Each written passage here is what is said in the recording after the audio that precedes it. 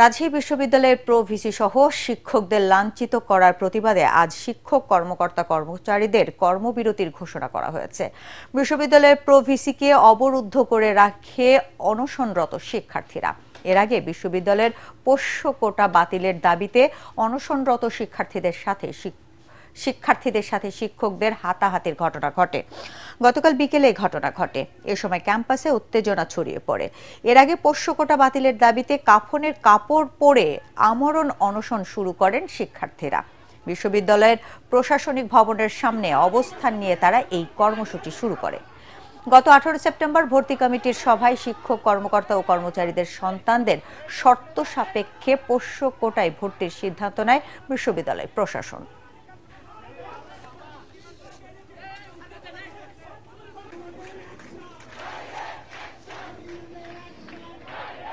যদি মিটিং করে সম্ভব তাহলে মিটিং করে করেন, যদি নেগোসিয়েশন করে সম্ভব নেগোসিয়েশন করে করেন, যদি সেটাও সম্ভব না হয় তাহলে নির্বাহী আদেশে আজকে রাতের মধ্যে বিশ্ববিদ্যালয়ের শিক্ষক কর্মকর্তা এবং কর্মচারীগণ সকলে মিলে ঐক্যবদ্ধভাবে আমরা এই সিদ্ধান্তগুলো নিয়েছি যে যারা আসলে এই ধরনের লাঞ্ছিত করার ঘটনার সাথে সম্পৃক্ত তাদের দৃষ্টান্তমূলক শাস্তির ব্যবস্থা করতে হবে।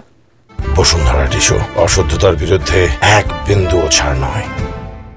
ফেব্রুয়ারিতে নির্বাচনে দলের পক্ষে জনরায় আনতে হলে ষড়যন্ত্রকারীদের বিরুদ্ধে নেতাকর্মীদের সচেতন ও ঐক্যবদ্ধ থাকার আহ্বান জানিয়েছেন বিএনপির ভারপ্রাপ্ত চেয়ারম্যান তারেক রহমান। কিশোরগঞ্জ পুরাতন স্টেডিয়ামে জেলা বিএনপির সম্মেলনে ভার্চুয়ালি যুক্ত হয়ে তিনি বলেন, গণতন্ত্রের অগ্রযাত্রাকে ধরে রাখতে দলীয় সিদ্ধান্ত বাস্তবায়নে সবাইকে একমত ও ঐক্যবদ্ধ থাকতে হবে। কেউ যেন দলের নাম ব্যবহার করে ব্যক্তি স্বার্থ হাসিল করতে না পারে, দল সম্পর্কে জনগণের মধ্যে বিভ্রান্তি ছড়াতে না পারে সেদিকে সচেতন থাকতে হবে। সম্মেলনে বিএনপি মহাসচিব মির্জা ফখরুল ইসলাম আলমগীর বলেন, দলের বিরুদ্ধে নানা ষড়যন্ত্র ও অপপ্রচার চালানো হচ্ছে, সবাইকে সতর্ক থাকতে হবে। রিপোর্ট কামরুজ্জামান রাজীবের।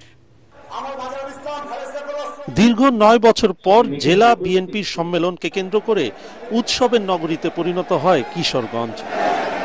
সম্মেলনকে কেন্দ্র করে বিএনপির নেতাকর্মীদের মিলন মেলায় পরিণত হয় কিশোরগঞ্জ পুরাতন স্টেডিয়াম। সম্মেলনের উদ্বোধন করে বিএনপি মহাসচিব মির্জা ফখরুল ইসলাম আলমগীর অভিযোগ করেন, মুক্তিযুদ্ধে যারা ভিন্ন অবস্থানে ছিল তারা বিএনপির বিরুদ্ধে অপপ্রচার চালিয়ে জাতিকে বিভ্রান্ত করার চেষ্টা করছে।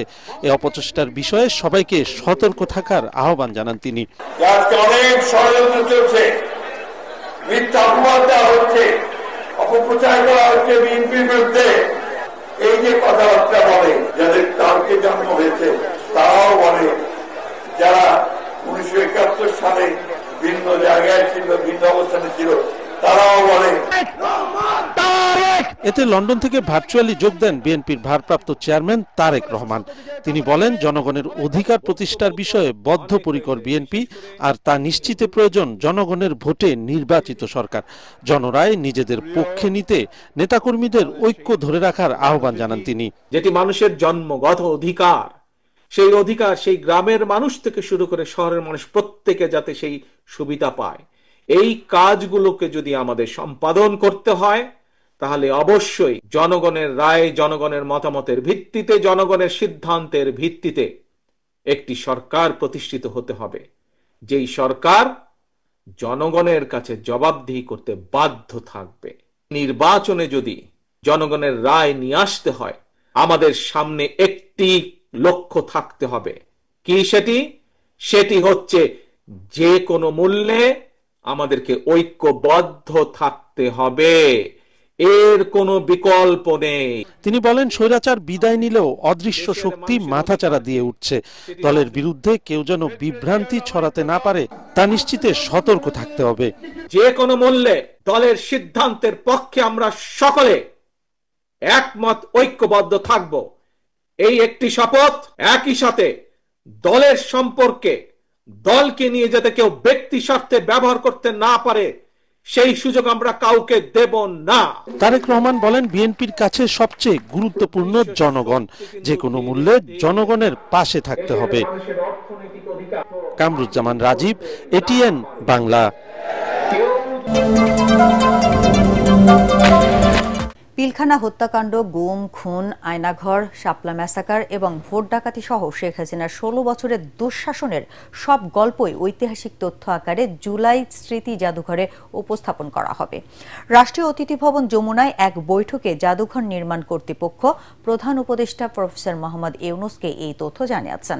এ সময় সংস্কৃতি উপদেষ্টা মোস্তফা সরোয়ার ফারুকী প্রধান উপদেষ্টাকে জানান, 31 অক্টোবরের মধ্যে এই জাদুঘরের নির্মাণ কাজ শেষ হবে এবং নভেম্বরের প্রথম সপ্তাহে উদ্বোধন সম্ভব হবে বলে আশা করেছেন। প্রধান উপদেষ্টা জাদুঘর নির্মাণ সংশ্লিষ্ট সবাইকে ধন্যবাদ জানান। এ সময় তিনি বলেন, এই জাদুঘরে যারা আসবেন তারা 5 আগস্ট গণভবনে জনতার ঢলকে অনুভব করবেন।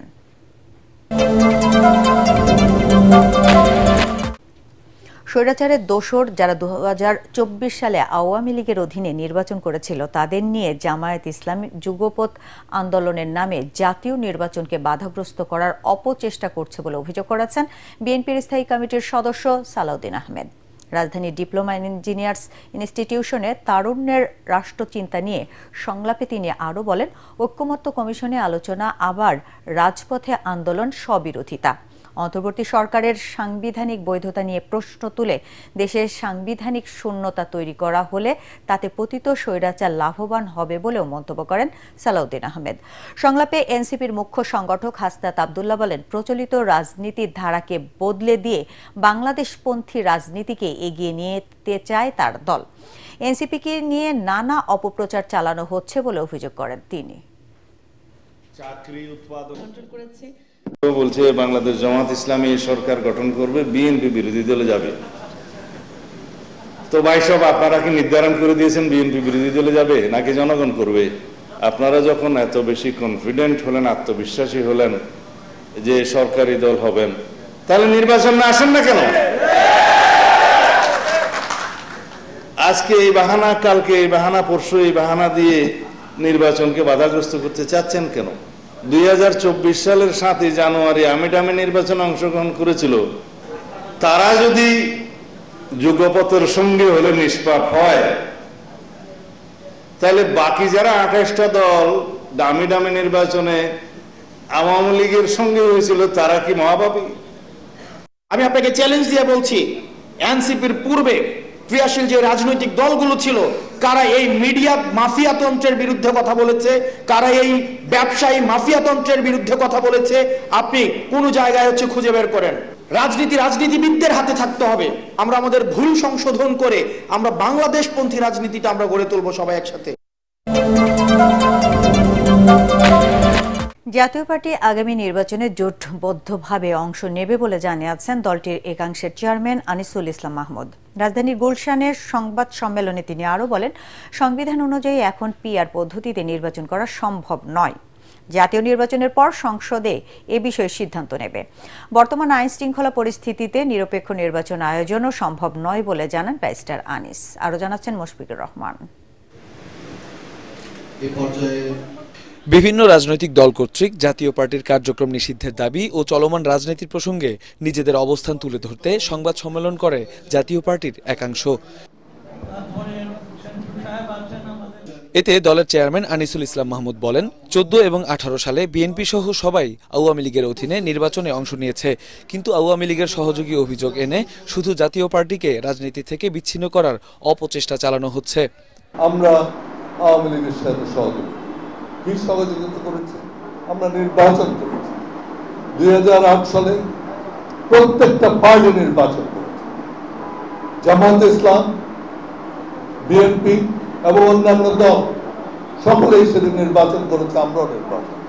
যখন এই কেয়ারটেকার গভর্নমেন্টের প্রভিশন যখন বাদ দেওয়া হলো, অ্যামেন্ড করা হলো, 13 অ্যামেন্ডমেন্ট, তাহলে সেদিন ওই বিএনপি তো পার্লামেন্ট থেকে বের হয়ে যাবে।